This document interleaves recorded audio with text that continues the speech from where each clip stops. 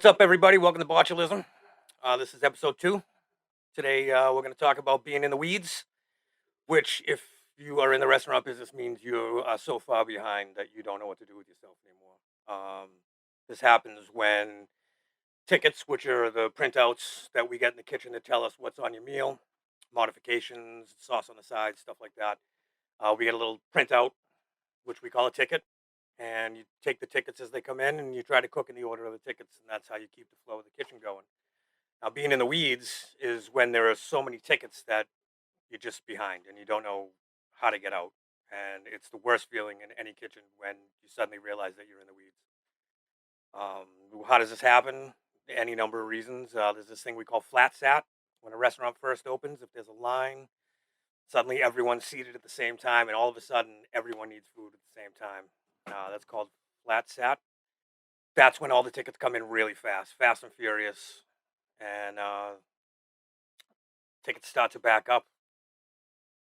So good cooks can prioritize, can do multiple dishes at the same time. So that's how you get out. It's how you start your process of getting out of the weeds. Is, you need two or three or four of a certain item. You do them all at once.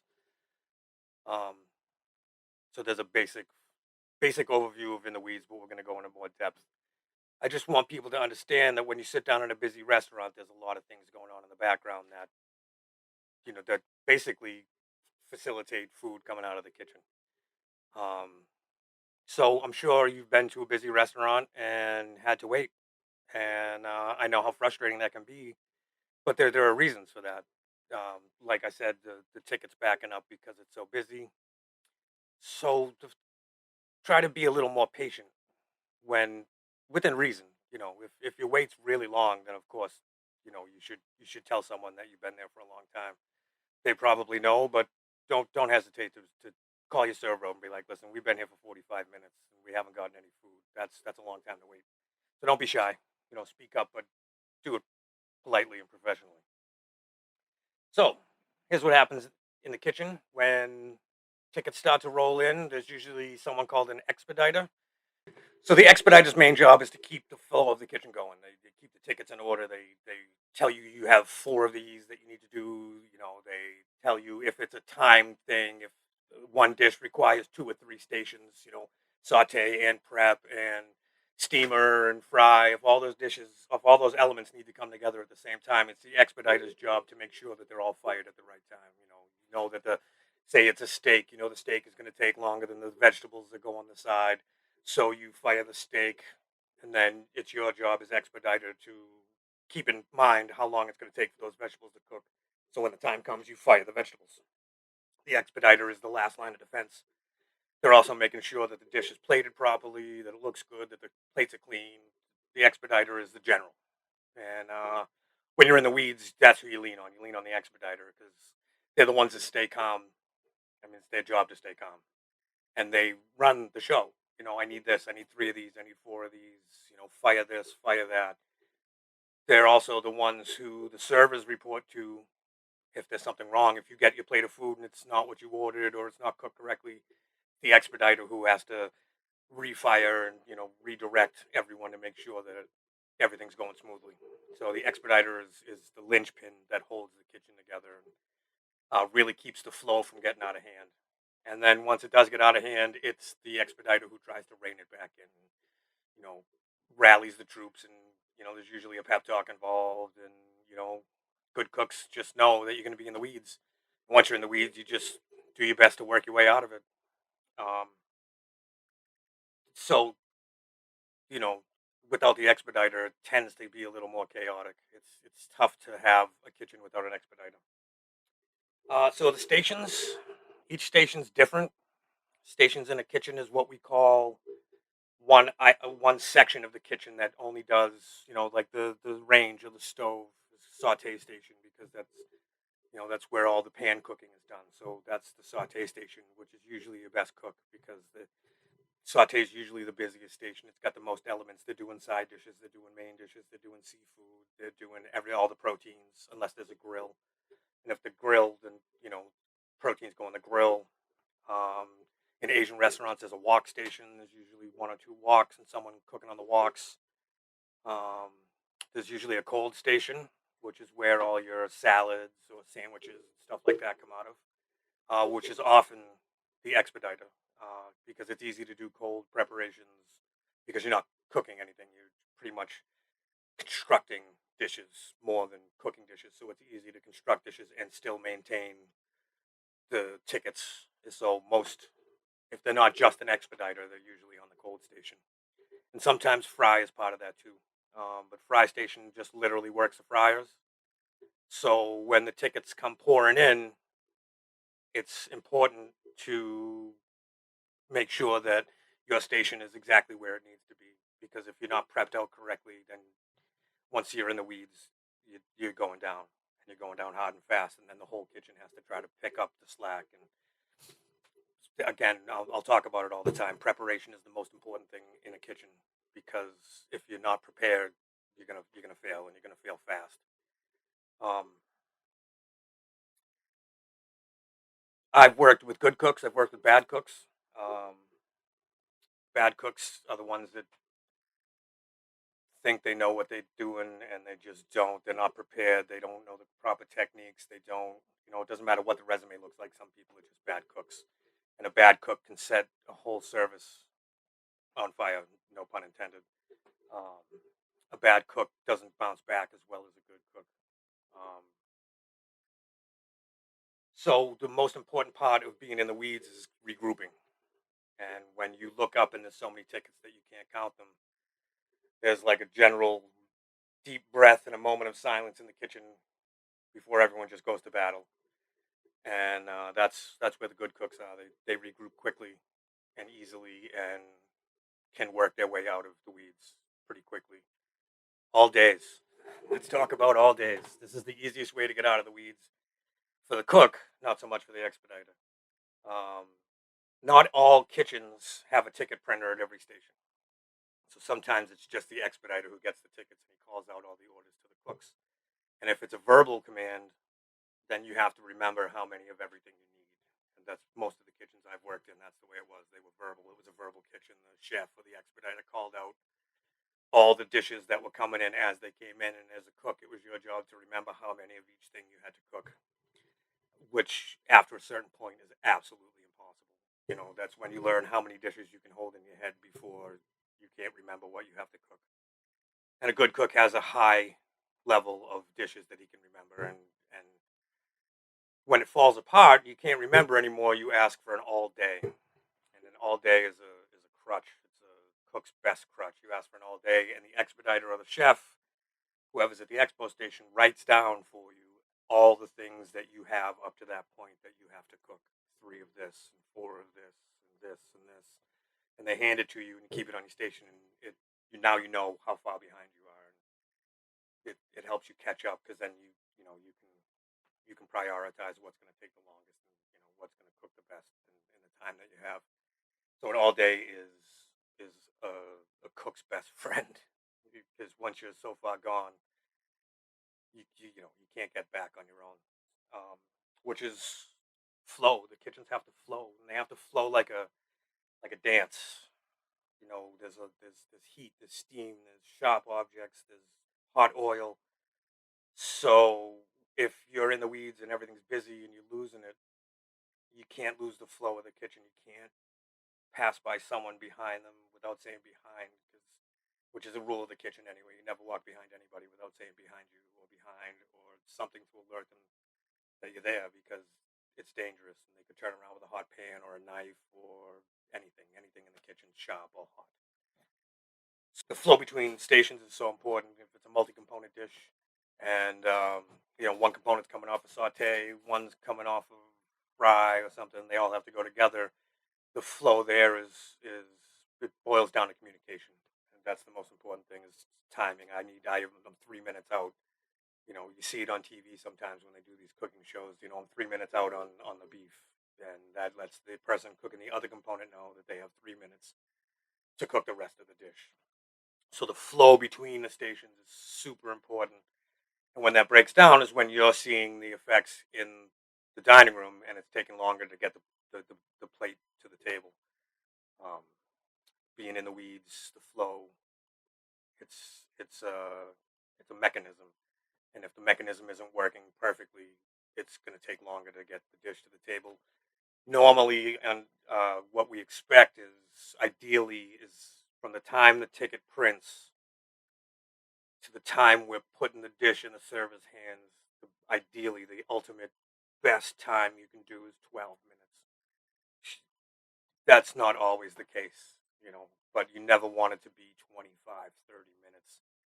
If you're waiting 25, 30 minutes, there's something seriously wrong in the kitchen, and they're working 5 times harder than they should be to get it back together. And if it's that much of a wait, the system is broken down. So communication is the linchpin in any kitchen. Um, Constantly, you're constantly talking in the kitchen. You're constantly calling out times and asking questions. Just constant communication between the chef, the cooks, the dish staff, the prep kitchen. Everyone has to communicate. I need more of this ingredient. I'm running low on this. I need dishes. I need pans. How long until this dish is done? Those are the basic tenets of communication in the kitchen. Communicating what you need, how long you need, and communication between the expo and the stations is super important. Uh, Talking about I'm running long. I'm running long on these tickets. This ticket's taking too long. I'm running at 17 minutes. I need this dish right now. What we call them dying here. I'm dying on this dish because it's taking forever. And that the longer it takes is the expo. The longer it takes to get to you, the longer it takes to get to the customer, and then the customer's getting mad because the dish isn't in front of them. So that's most important. The other important part of communication from the expediter's point of view is communicating with the servers and the management. Once things come off the rails, you get the management and the front of the house management, the server, that manages the bar and the servers, and it's important to communicate to them that it's come off the rails and there's going to be a wait, and you're doing everything you can to get back on track, but there's going to be a wait. So you communicate that to management. Management can then communicate that to the servers, and the servers can communicate to the customers. A good server will always tell you, we're running a little behind tonight. There's going to be a little bit of a wait on your food. Can I get you another drink? Something like that. So once it comes off the rails, communication with the front of the house is vital, because if the front of the house doesn't know what's going on, then the customer doesn't know what's going on, and then everyone's getting frustrated. The server's getting frustrated because their food isn't there, which is going to affect their tip because the customer is getting frustrated because the food isn't there. So open communication is the most important thing in any restaurant, whatever it is, mom and pop, fine dining, food truck, doesn't matter. Communication is the most vital part of any kitchen, wherever it is. So let's talk about what it means to be in the weeds as a customer. And when you're at the table and the whole restaurant is booming, every seat's full, it's loud, people are yelling, talking, and you're sitting at your table, and now it's been 15, 20, 25 minutes since you got your food. Um, let's talk about what's supposed to happen then. Uh, too many people, too many servers that I know complain about bad customers. You know what I mean? That's just the way it goes. I want to teach people how to be a better customer, because it's an important step in the process as well. The communication and the flow from the customer back to the restaurant has to be as open as the other way, as the flow of information from the kitchen out to the customer. Um, bad bad habits are waving at your server, snapping at your server, saying hey hey. They know you're there. That's their job. Their job is to know that your drinks are getting low, that your appetizer is done, that you have dirty dishes on your table. It's their job to know these things. So they know you're there. They're just busy. So be patient. I mean, within reason, obviously, always within reason. But cut them some slack. They're having a hard time too. they have 6, 7 tables. There's a lot to do. There's a lot for each table, and then you have to do that 7 times over. So be patient, um, but set time limits.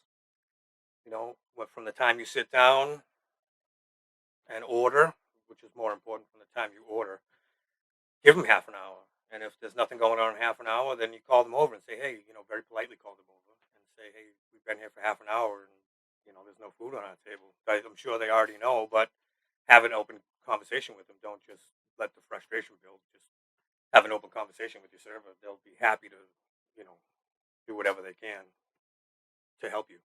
Patience is key. Patience is the most important part as a diner because it's a it's a machine in the restaurant industry. Everything has to work absolutely perfectly for you to get any food at your table.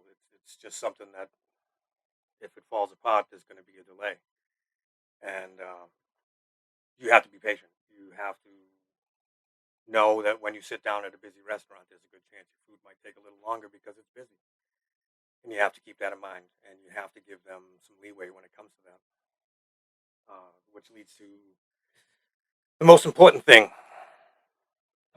When you talk to your servers, keep in mind that they're working for roughly $3 an hour. Uh, there's not a lot that they get paid. They work for tips. The $3 an hour that they're getting paid, if it's that 278, 273, something around there, that's what their paycheck is. And most times that barely covers the taxes, and the Social Security. So they're getting zero paychecks and living off the tips. So even if you have a wait and they're in the weeds, if they're giving you good service, tip them. Tip them. It's not their fault that the food isn't on your table. They're there to keep you engaged and to keep you interested, and don't penalize them for the food taking a long time to get from the kitchen by not tipping because it's usually not their fault. But there's bad service too. You're not always going to get good service. Sometimes the server's having a bad day. Sometimes they're just not a very good server, and you're going to get bad service. And if you're getting bad service and you really think it's bad service, you know, act accordingly. What's up, kid? Do you love your hometown and want to represent it to the fullest? Of course you do, bud. Whether you're going to the spa, running the dunks, or driving down the Cape for the weekend, Boston Bread is the perfect gear to keep you looking wicked fresh, dude. Go to bostonbread.com right now and enter offer code Botchilism to get 10% off your first order. That's Botchilism for 10% off. And remember the motto, guy: Boston bred, Boston born, and when we die, we'll be Boston dead. That's pretty much it for today. It's a short one, but just something I felt like I had to say. I just need people to understand what's going on when your food's not coming out. I'll talk about it more in the future, but that's pretty much it. So, you know, follow us on social media. We got an Instagram. It's just Botchilism, Botchilism. If you're just listening, you can watch these on YouTube. And if you're gonna email, if you have stories of your own, if you're in the restaurant industry and you have stories of your own, email us at botchilismpodcast@gmail.com, and we'll put your stories on the air. So thanks for joining me, and hope to see you next time.